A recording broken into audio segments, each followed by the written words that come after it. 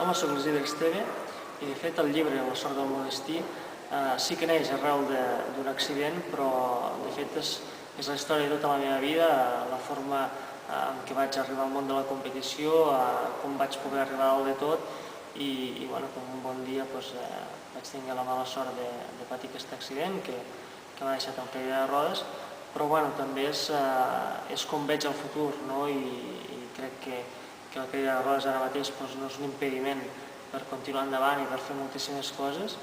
i de fet estic en moltíssims projectes, ara començaré a córrer amb cotxe i tot això us ho explico al llibre i bueno, de fet espero que us agradi i que en sortiu contents.